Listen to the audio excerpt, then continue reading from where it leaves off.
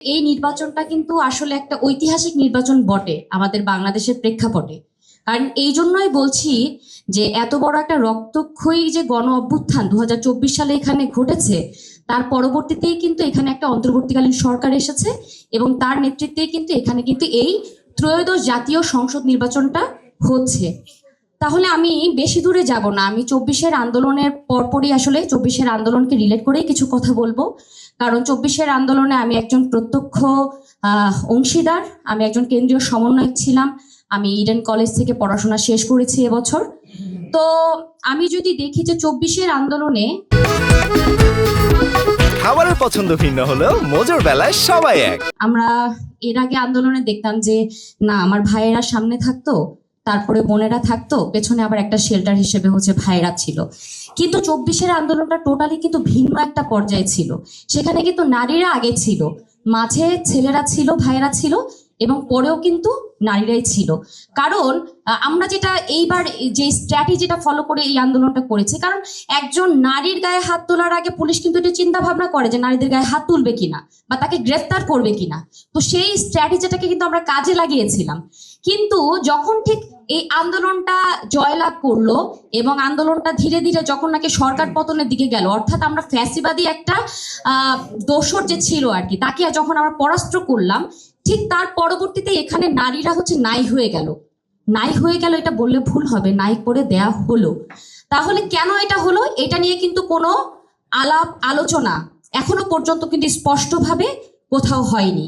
এখানে নারীরা কেন নেই, নারীরা যেখানে এই গণ আন্দোলনের সবচেয়ে বড় ভূমিকা পালন করেছিল, সেই নারীরা কোথায় গেল?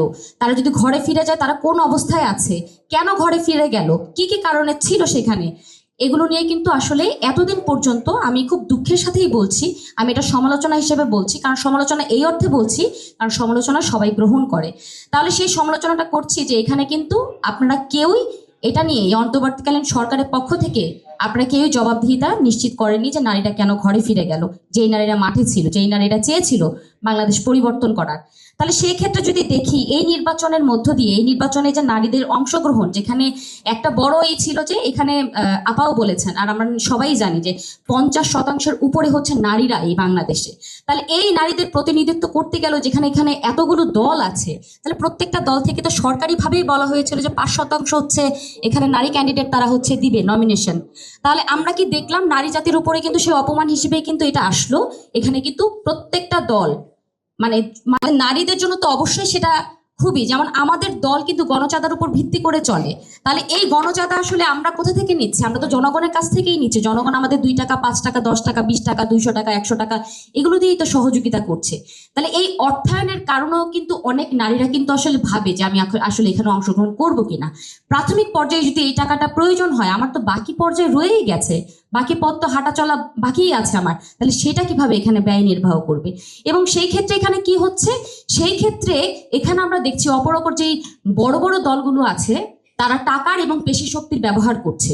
তাই আমি বলবো যে মাননীয় উপদেষ্টা আপনারা যারা আছেন, আপনাদের এই বিষয়টা খুবই গুরুত্বের সাথে এবং মনোযোগের সাথে এই ব্যাপারটা আসলে তাদের মোবাইল কোর্টের মাধ্যমে হোক বা আপনাদের যেইভাবেই হোক না কেন, ইসির থেকে শুরু করে যাবতীয় সবাই এটা খেয়াল রাখবেন যে এইখানে এই নির্বাচন যাতে একটা দৃষ্টান্ত তৈরি করে, অর্থাৎ এখানে পেশি শক্তি এবং টাকার যে খেল সেটা যাতে বন্ধ হয়।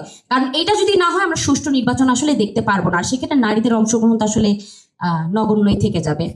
আবার যেই ব্যাপারটা বলবো, 24-এর পর, এরপর থেকে নারীদের যে আসলে সাইবার বুলিং এর যে কথাটা, এখানে বিগত যারা ক্যান্ডিডেট ফেসবুক বলেন, যাই বলেন, যে সোশ্যাল মিডিয়া আছে, সেখানে নারীদের কোনো একটা বক্তব্য, সেটাকে সেন্টার করে আসলে ধর্মীয় যেই একটা লেবাস দেওয়ার যে ব্যাপারটা, সেই ব্যাপারগুলো ঘটছে। তাই এগুলোর ক্ষেত্রে আমাদের মনে হয় যে আপনাদের পদক্ষেপ নেওয়া দরকার। তারপরে এখানে সামাজিক বিভিন্ন ধরনের বাধা আছে। একটা নারী যখন নাকি এলাকায় যখন হাঁটে, একজন পুরুষ ক্যান্ডিডেট যখন হাঁটে, তাদের মধ্যে এখানে পার্থক্যই করে যে নারীটা কেন হচ্ছে এই করছে, নারীরা কেন বেরোচ্ছে, নারীরা কেন রাজনীতিতে যাবে, নারীরা কেন হচ্ছে ভোট করবে। হ্যাঁ, এখানে তো পুরুষরাই, নারীরা ঘরে থাকবে, নারীরা হচ্ছে কাজকর্ম করবে, রান্না বান্না করবে।